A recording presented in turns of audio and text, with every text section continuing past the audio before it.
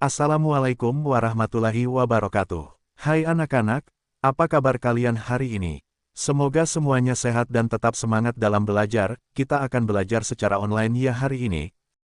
Sebelumnya Bapak minta maaf ya karena Bapak membuat video pembelajaran hari ini dengan menggunakan suara AI, karena HP Bapak sedang error, sehingga tidak bisa digunakan untuk merekam suara. Oke langsung saja, hari ini kita akan membahas syarat-syarat sah sholat. Kalian tahu tidak, agar sholat kita diterima oleh Allah, ada beberapa hal penting yang harus dipenuhi. Nah, kita akan belajar syarat-syarat tersebut satu persatu. Ayo perhatikan video ini sampai selesai, agar kalian bisa lebih paham. Yuk, kita mulai. 1.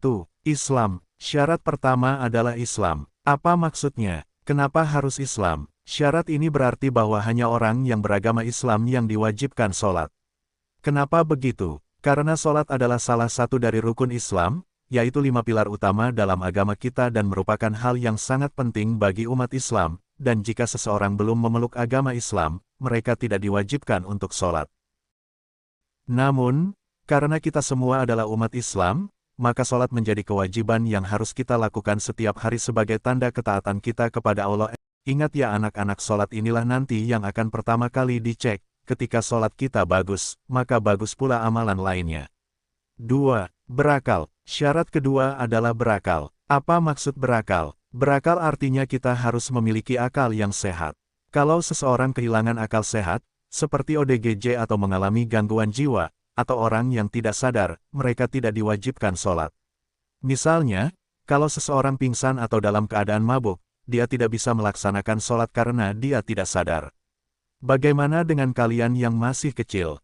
Karena kalian sudah bisa berpikir dengan baik dan bisa memahami perintah Allah, kalian juga diwajibkan sholat.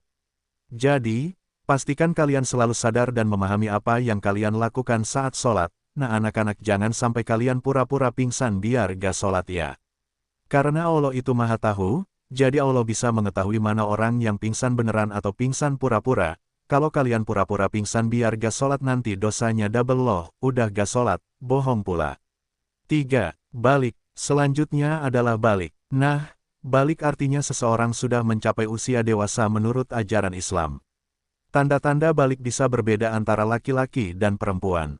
Bagi anak laki-laki, salah satu tanda balik adalah mengalami mimpi basah, sedangkan bagi anak perempuan, tanda balik adalah ketika mulai mengalami haid atau menstruasi. Walaupun anak-anak yang belum balik belum wajib sholat, akan lebih baik jika kalian sudah mulai belajar sholat dari sekarang. Kenapa? Karena kalau kalian sudah terbiasa sejak kecil, nanti saat sudah balik, sholat akan terasa lebih mudah dan kalian sudah tahu caranya. Ingat, meskipun kalian belum balik, atau belum mengalami tanda pendewasaan bukan berarti kalian boleh dengan bebas meninggalkan sholat.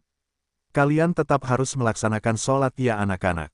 4. Suci dari hadas dan najis, taharah. Syarat yang keempat adalah suci dari hadas dan najis. Apa itu hadas? Hadas adalah keadaan yang membuat kita tidak bisa melaksanakan sholat sampai kita bersuci terlebih dahulu. Hadas dibagi menjadi dua jenis, hadas kecil dan hadas besar. Hadas kecil biasanya terjadi setelah buang air kecil atau buang air besar. Untuk menghilangkannya, kita harus berwudu. Sudah paham tentang hadat kecil? Hadat kecil ini adalah kondisi tubuh kita, setelah kita melakukan bab atau buang air kecil. Ingat, sekali lagi hadat kecil itu adalah kondisi tubuh kita setelah bab atau buang air kecil. Hadas besar terjadi jika kita mengalami mimpi basah, atau haid untuk perempuan, dan cara membersihkannya adalah dengan mandi wajib. Atau bisa kita sebut hadat besar adalah kondisi tubuh seseorang ketika mengalami haid atau nifas, maupun mimpi basah. Selain hadas, ada juga yang disebut najis. Najis adalah sesuatu yang kotor, seperti kotoran, darah, atau air kencing, yang bisa menempel di tubuh, pakaian, atau tempat sholat kita. Sebelum sholat, pastikan bahwa tubuh, pakaian, dan tempat sholat kita bersih dari najis, karena kalau masih ada najis, sholat kita bisa dianggap tidak sah. Jadi, selalu cek dulu apakah kita sudah suci sebelum mulai sholat. Sekarang bisa gak membedakan hadat dan najis? Hadat itu adalah kondisi tubuh kita ketika mengeluarkan air kencing maupun bab, sedangkan najis itu yang dikeluarkan dari tubuh berupa kencingnya, ataupun pupnya, paham? 5. Menutup aurat. Apa itu aurat? Aurat adalah bagian tubuh yang harus ditutupi saat kita sholat. Bagi laki-laki, aurat yang harus ditutupi adalah dari pusar hingga lutut. Sedangkan bagi perempuan, aurat yang harus ditutupi adalah seluruh tubuh kecuali wajah dan telapak tangan.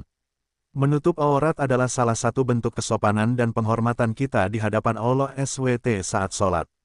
Kita tidak bisa sholat dengan pakaian yang terbuka atau tidak menutupi aurat.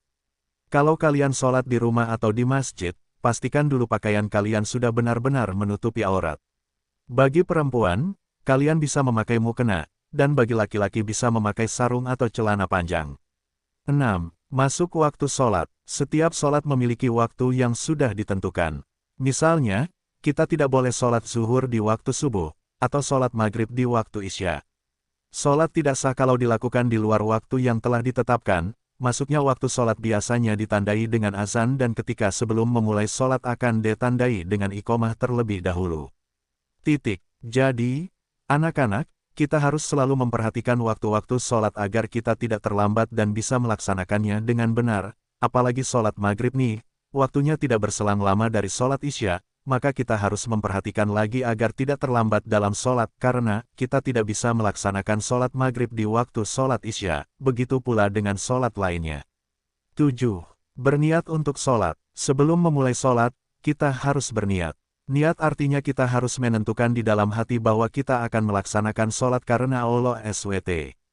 Misalnya, kalau kita akan melaksanakan sholat zuhur, niatkan dalam hati, saya berniat melaksanakan sholat zuhur 4 rakaat karena Allah SWT. Niat ini tidak perlu diucapkan keras-keras, cukup dalam hati saja, karena tempat niat itu ada di hati kita. Dengan niat, kita akan lebih fokus dan sadar bahwa kita sedang beribadah kepada Allah. Jangan sampai kita sholat hanya karena gabut, takut dimarahi dan hal lainnya, rugi dong kita. Ketika kita harus sholat maka kita harus sholat dengan niat beribadah karena Allah, jangan sampai kita sholat dengan niat yang selain itu ya. 8. Menghadap kiblat. Syarat yang terakhir adalah menghadap kiblat. Kalian tahu, kiblat kita adalah Ka'bah yang ada di Masjidil Haram, maka saat sholat, kita harus menghadap ke arah kiblat ini.